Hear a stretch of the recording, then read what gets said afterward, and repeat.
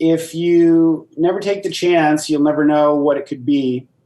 And if you take the chance and it doesn't work, you're not down and out. You're not done. You're not over. You simply go back to where you were before you took the chance.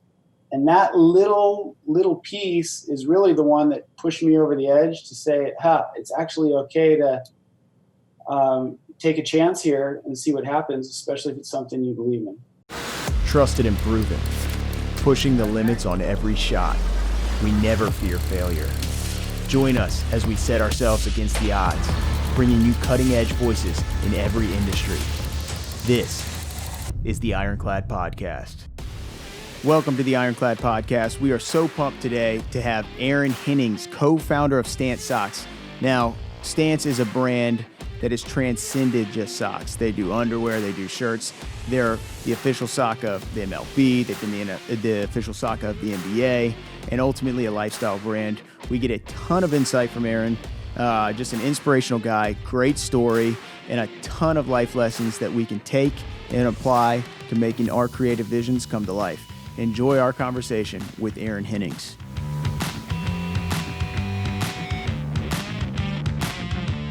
One of the coolest things that I've seen is just the evolution that you've had. You know, my background's action sports. So seeing what you guys have done coming from action sports and evolving into the mainstream markets has been a pretty incredible thing for me to watch and just inspire me and get my wheels turning on how you do it. Was that always the vision for you guys to go big like that, or was it to be niche and fulfill that small market share that you saw? Yeah, I think the idea was to be as big as possible, you know, within reason or within a time frame. But I think it was more about an understanding that action sports is a nice starting point, but it's not the ending point. And for the brand, there was a lot that had to happen in the skate market, in the surf market, endearing ourselves to snowboarding and making sure we have that all taken care of, and then it would be able to branch out into other areas. And, you know, there was a bit of an interesting proposition to be able to cross-pollinate some of our product ideas and even some of our marketing ideas across those different lifestyle areas. And so the idea, I think, was to start with what we knew and start with the wholesalers that we knew and the accounts we knew and sort of the business that was second nature to us. And then as we grew, the idea was to always have Stance be a platform for the things we loved. And so it wasn't a single lifestyle or a single sport that we focused on, but it was more of a platform for more of a broader approach, I think. Yeah, because your background, you were with Billabong prior to that, correct? Yeah, I did 10 years as an art director and creative director on product there. And when you were doing that, did you always know you wanted to go somewhere bigger than that or do something bigger than that? You know, not necessarily. At the time, Billabong was the right, perfect fit for me based on where the company was and my background, my passions, my interests. And, you know, we had a good thing there, great run in the early 2000s, just the way the industry was shaping up and the way the athletes were shaping up. And it was a really nice fit. I think towards the end, it was just a realization that there's more out there, and there's an entrepreneurial part of me and a bit of a DIY spirit in me that was exposed to the idea of building something for myself with my partners, and having the chance to create or invent a brand from scratch was interesting to me as a creative. Yeah, that's cool. I think as entrepreneurs, at least in my head, like I never really doubt, is it going to happen? I just kind of have to put together when it will happen. Some of these goals, jumping from being 10 years in big corporate to entrepreneurship, what was that transition like? Did you have to switch some mindset stuff, or do you have to learn any hard lessons? Yeah, that's a common question. That comes up a lot. That was the first time in my life I had been faced with that. I came to Billabong right out of college, and I had actually worked with them independently in some freelance work prior. I'd started with Billabong when I was 16. So I kind of did that as a side hustle hobby, you know, getting my fingers wet as a creative and learning the ins and outs of the industry. And then did some school, and then went right into Billabong. And so I had never really been at a crossroads at a career, Right. And so personally, it was a bit of a mindset that said, hey, there's an opportunity here. The stars don't always align like this. Through the years, there's always ideas and projects and side hustles and things that come up, but to jump at them 100% or to switch full time, there was always, one or two components that were amiss. Maybe it was a great idea, but it didn't have the financing behind it, or maybe the team was fantastic, but the actual business model wasn't that great. So with Stance, it was the first time that everything aligned, and luckily I was aware enough to see that it checked all the boxes and made me think, if there's ever a startup that's going to work, Stance could be it. So these opportunities don't come around that often. So this is a good one to jump on. And it was a moment, also, it was a bit of a realization for me when, I realized, hey, there's always risk in jumping off on your own and starting something new. And there's no guarantees that anything's going to work. You could check all the boxes. You can have the right team and the financing, the product, and everything's right, but anything can happen along the way. So there's never a guarantee. I had to realize that. But there was a moment when I just thought, even if this doesn't work, I can still go back to what I was doing prior. Maybe not with Billabong, but with a similar company, similar job, similar pay scale. And so we thought, well, let's give it 2 years. And if we're that far along at that moment in time, we're going to know if the company is going to work or not. We're going to be able to prove our theory or not. And if it works, great. And if not, we'll just go back to what we were doing. So when you look at it from that point of view, it didn't seem as scary or as risky. And there was something nice about kind of taking your future into your own hands. There was something nice about being able to apply a nice DIY attitude and try and build something from scratch. And that was interesting to me. Billabong at the time was big and it was powerful and it was fun and there was a lot going on, but it still had, a level of corporate structure where at the time, I wasn't near the top, and I don't even know if I was on the track to be at the top. And so being able to be a partner in a business was attractive from a business point of view. And then I was able to layer in all my just sense of creativity and brand building and create something for ourselves. So that was attractive. Yeah, that's awesome, man. Did it take the 2 years, that trial run, or did you guys start seeing momentum prior to that? I think we saw momentum early, and so that was a good indicator. The first kind of financial model said, hey, we got a 2-year runway with some venture capital, and if everything models out, we'll be good. If it doesn't, we'll have to do something else. So we kind of used two years as a benchmark to say we either got to prove this concept for this brand and get to a certain revenue point or not, and then we'll decide where we're at from there. But it's at least going to take 2 years to get started. After that transition, what do you think was one of the biggest eye openers to entrepreneurship? Once you go from 10 years of corporate to this, was there anything that was like, damn, this is real? Yeah, I think the biggest eye opener to me, or something I didn't quite anticipate, was the pace of growth and the need to just create operational infrastructure within the company at a pace that matched what we were trying to do and where we were going. And that's a combination of hiring people and teams and putting things together, putting internal processes in place, being able to capitalize on the talent that we were able to attract.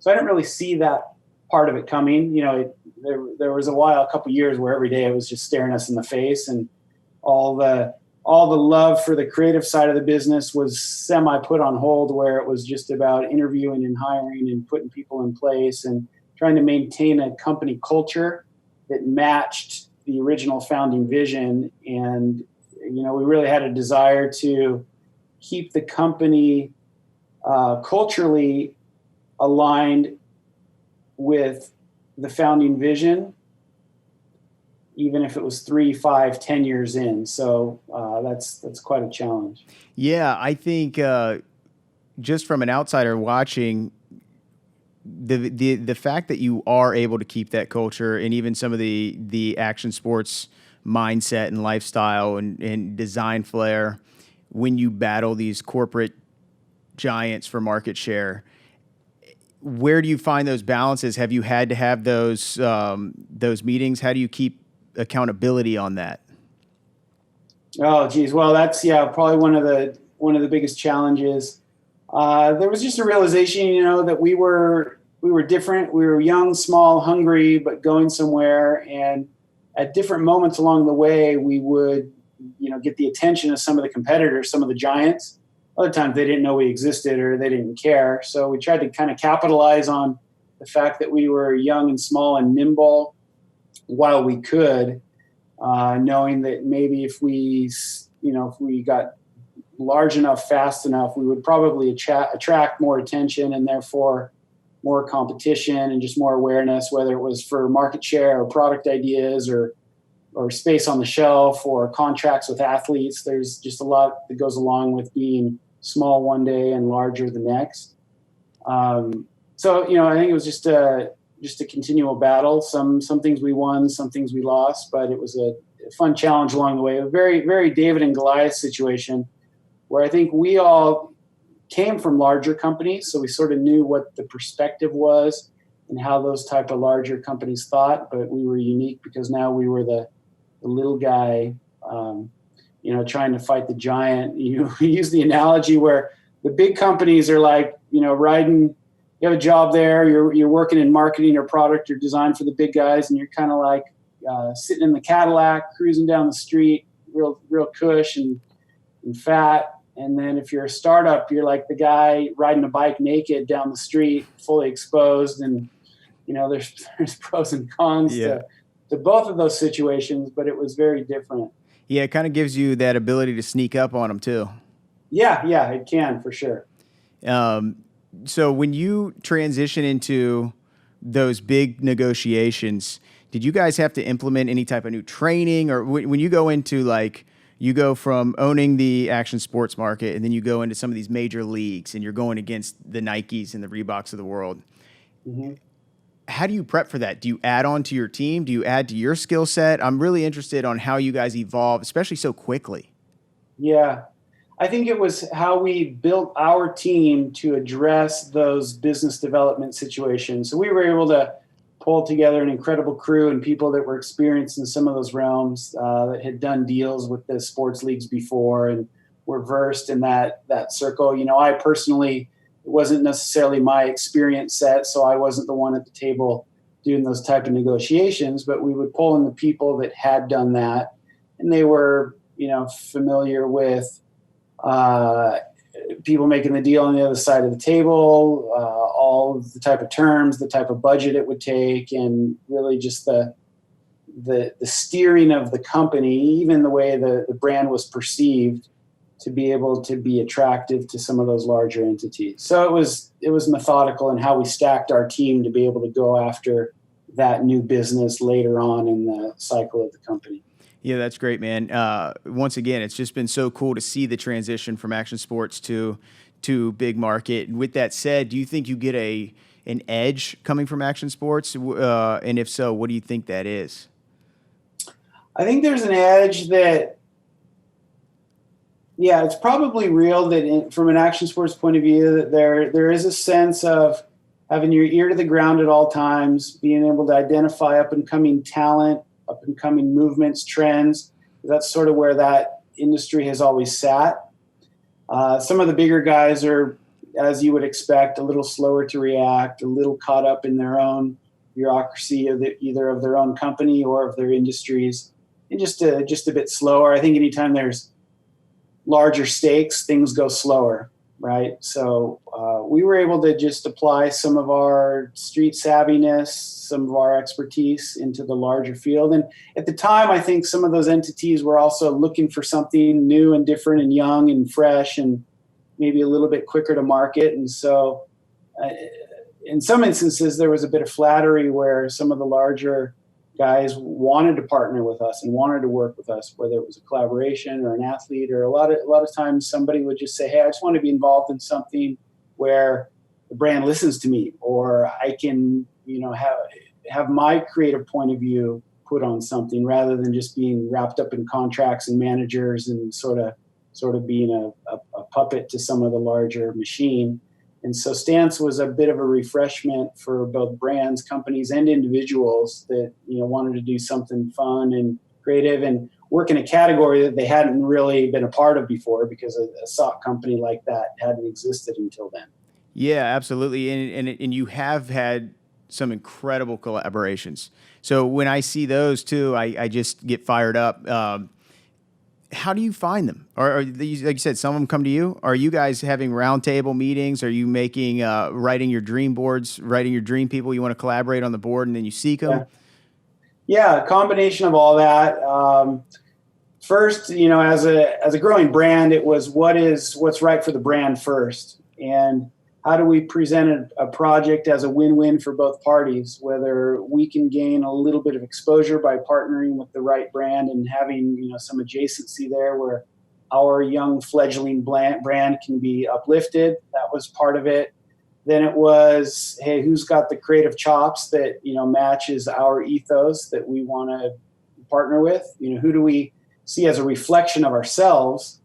And when you're establishing yourself as a brand, you don't necessarily, you may have that in your mind, but the public doesn't understand that because you haven't projected it yet. So some of it was, who can we partner with and work with that will be a reflection of ourselves, and how we use the partnership to build our brand.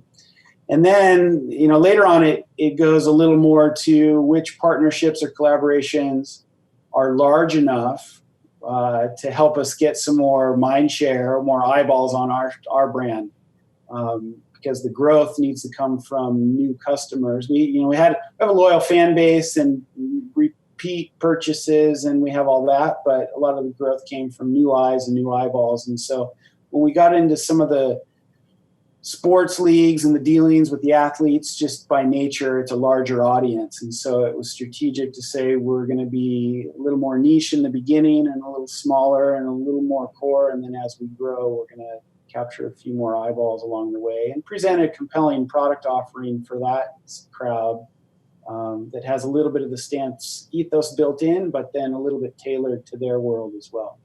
Yeah. With that said, as you grow your audience, and I notice this, and I'm sure you guys do, this is kind of a multi-phase question here.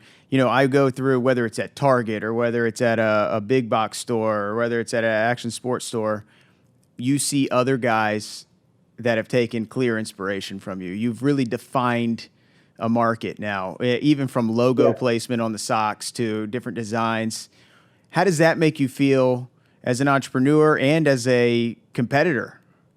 Yeah, there's some nice in the beginning about being able to invent and create all that. And that sort of speaks to me personally of what I was interested in.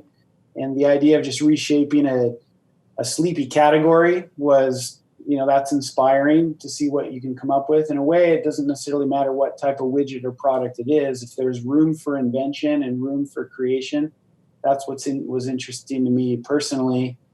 And then, the idea that maybe a category has been woken up and revolutionized, that's inspiring to me.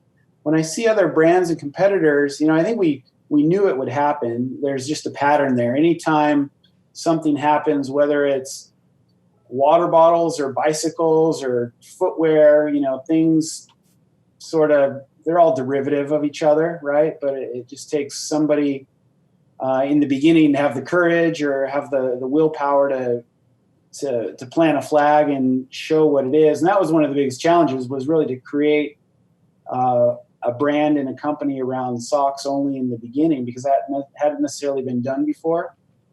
And then, when you see it out there, there's a bit of flattery that goes on, but I think more than anything, there's also just an inspiration to be able to keep reinventing and not say, oh, we've done it and that's all we can do, but it's to continually improve and be better and stay one step ahead, really, because that's all you can do. The categories, actually, there's not a lot of barrier to entry to build build socks as a product. Building a brand is a different thing. And building an entire company around a category and owning the mind share of, equating socks with a single company like Stance, that's a much more difficult proposition. But when you see people out there, you just got to realize, hey, it's always going to happen, and it's just inspiring to be able to stay one step ahead.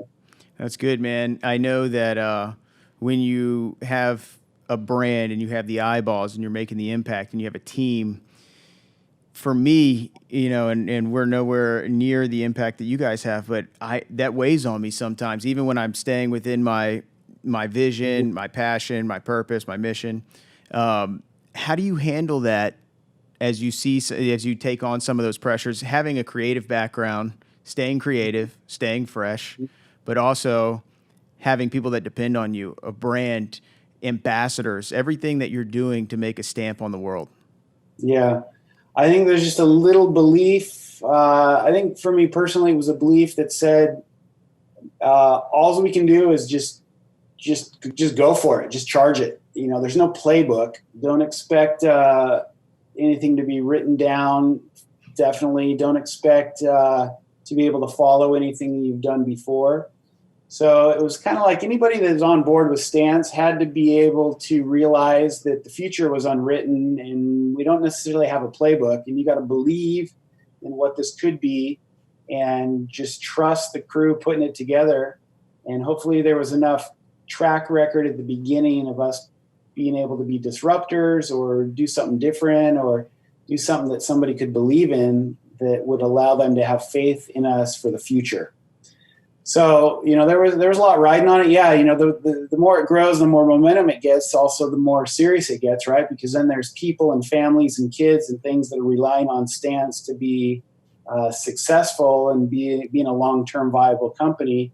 So I think in the beginning, there's definitely more risks taken. There's much more of a maverick entrepreneur attitude in the beginning, in the early stages, and that's part of the fun. But inevitably, as you grow, there has to be a slightly more conservative touch put on it, not to ruin the spirit of the brand, but just because the stakes are that much higher and the risk reward can pay off, but there's also a lot at stake. And you don't want to jeopardize anything that you've built as well, because that's not fair to anybody who's either invested or worked on the company. You don't want to work for 3, 5, 7 years and then do something crazy just because you think you're a complete maverick, and then it pulls it all away.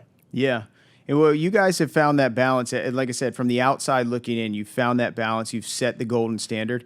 And it's not just with the brand culture and the look and feel, which has been awesome. You've set a standard there, but you've also, the performance of the product is great, man. I mean, it really is. It's not just a cool looking product. It also fits great, feels great. Yeah, good. I mean, that was one of the premises in the beginning, that there's both sides of the coin. There's always an art and science piece. And just as there was room for innovation on the brand development side and the creative, there was a lot of room for innovation on the product side. And so luckily we were able to work with the best innovators, sock scientists, material specialists, and really get into the fabrication, the build. We learned a little bit along the way, but being able to have a direct relationship with the factory and being able to invest in a team that would just understand the material sciences and be able to fine tune the knitting machines and be able to create something that was dreamt up, that was a real gift. A lot of times people building socks are just sending a tech pack in the email somewhere to somebody somewhere and getting a sample back in 3 weeks and calling it good. And there's not a whole lot of innovation that goes into it. Yeah, because if you guys wouldn't have put that innovation in, it would have been harder to get those pro athletes on the other professional sports as well. Huh?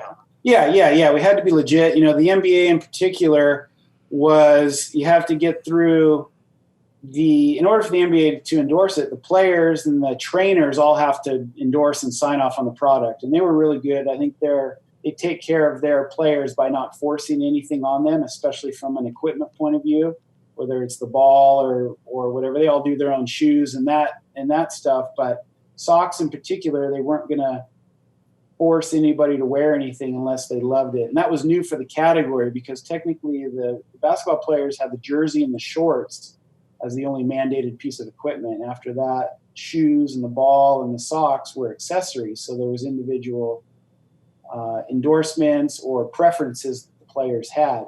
So for the first time when stance became the official sock of the NBA, in order for the NBA to sign off on that, the players and the trainers had to make sure they loved it. So yeah, we had a considerable process around building specific product for basketball. Number one, all the characteristics of a basketball sock, whether it was cushion or moisture wicking or compression, whatever went into it. We went through all those product gyrations to find the right fit, and then it went through the testing with the trainers and the players, and then the endorsement from the NBA. So that was a nice step in the sequence for us. And then just by legitimizing ourselves as a performance sock company as well, we had the fashion down pretty well before the sports stuff came out.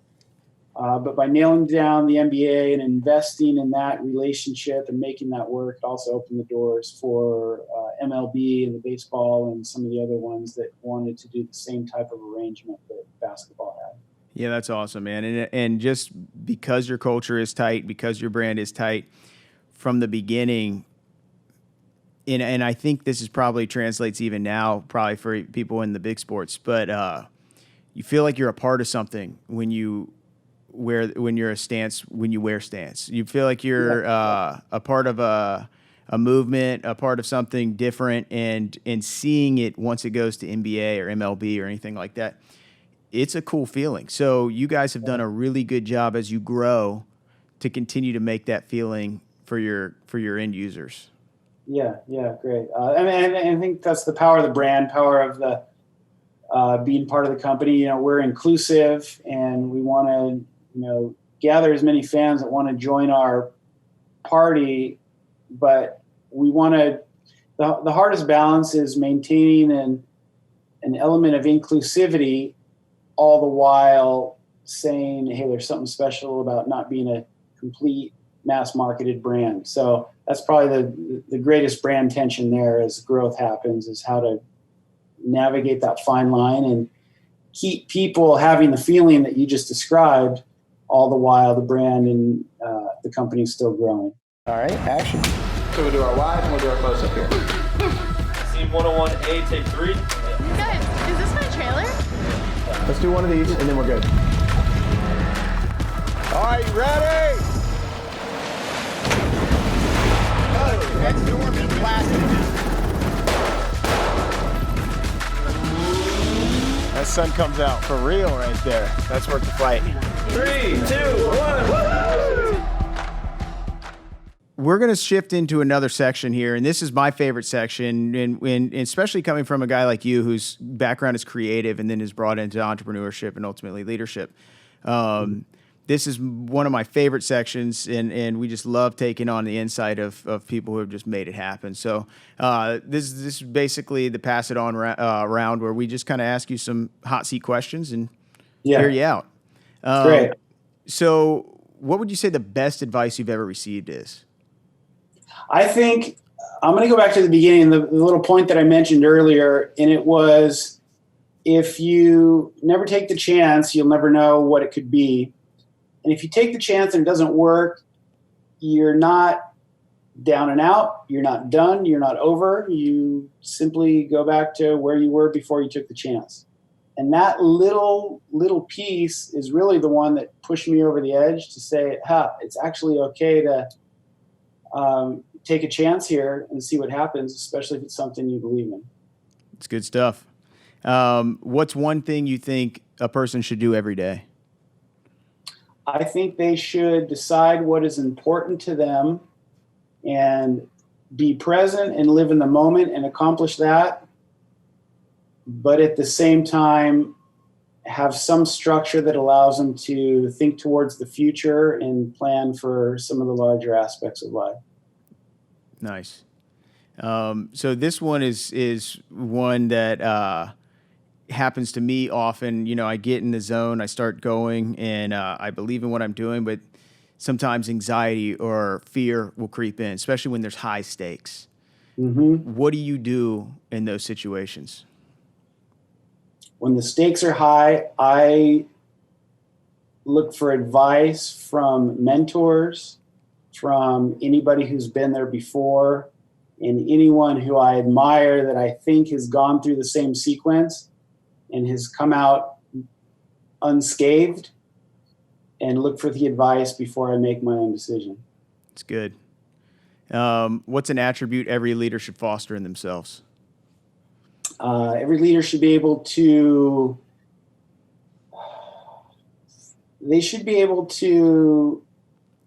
do or accomplish anything they ask their crew to do, and in some cases be willing to do it alongside them at the same time.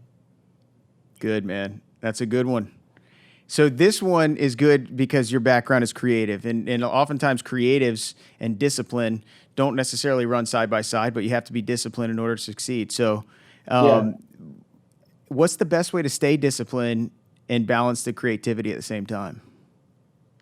Yeah, I think the discipline for me personally is usually around time or time management. And the hardest part is, we used to talk about this all the time at Stan's, and it was kind of one of my personal challenges, was the realization that for me, the creative process is nonlinear. It's not always sequential, and it's not always on a time frame. There's deadlines and there's deliverables. That has to happen. And the operational side of the business can't always wait. But the best advice is to be able to understand that that's how the best creative works and just plan for it. So whether it's soft deadlines and hard deadlines, whether it's just allowing for enough time, whether it's fostering an environment that doesn't put up with procrastination, because that's different.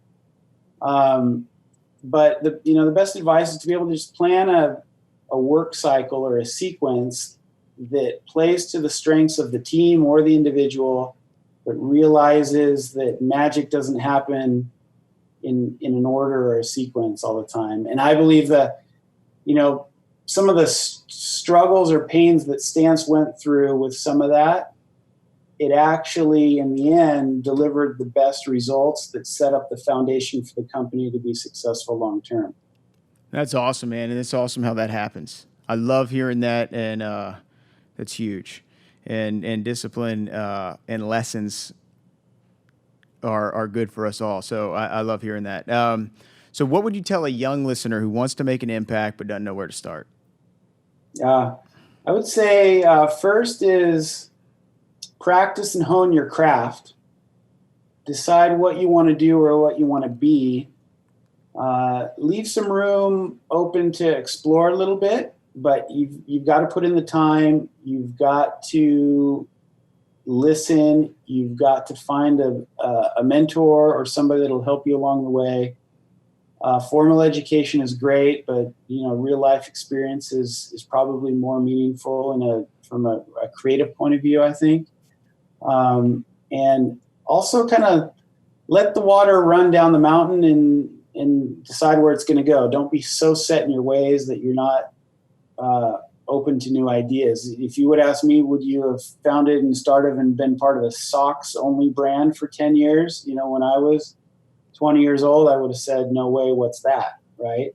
But there's a little bit of open-mindedness that allowed it to happen, and creativity was applied, and I think we came out in a good spot. That's great. You brought up mentors a couple times.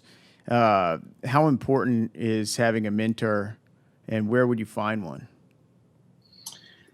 I think it's invaluable, and what I've found is, at different phases along the way, sometimes there's more of a concentrated reliance on someone like that. Other times you're on your own, or you are discovering new ground on your own, and that's important as well. You can't have somebody holding your hand the entire way or only doing what somebody's going to tell you. Part of the magic is being able to apply what you've learned and you thought, and sometimes you need to fly a little blind, because that's when the breakthroughs occur.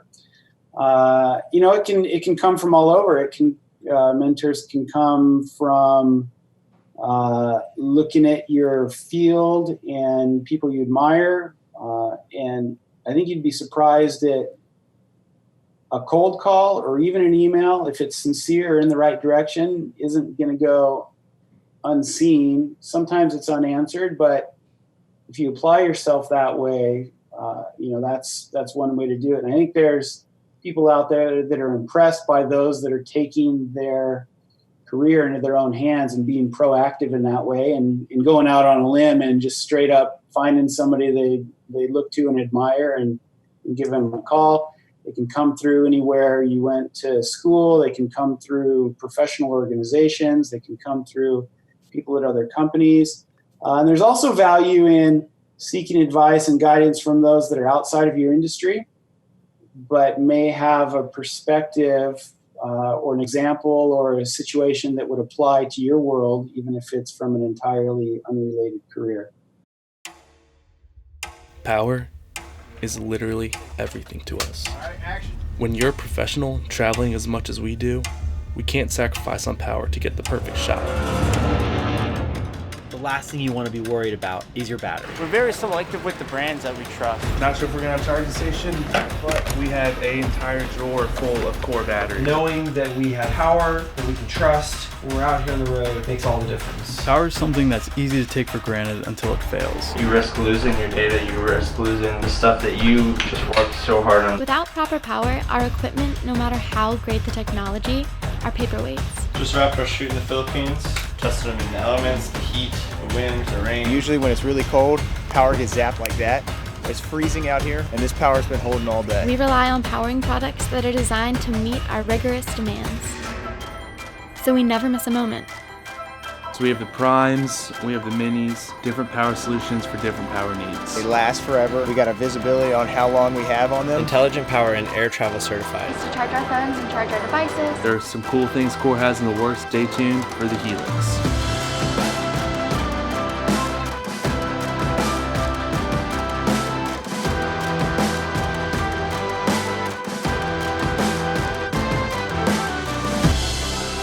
As the technology of our trade gets more complex, we're confident that the power we use will not only match it, but help bring it into the future. The story doesn't stop for anyone, and that is why we choose Core.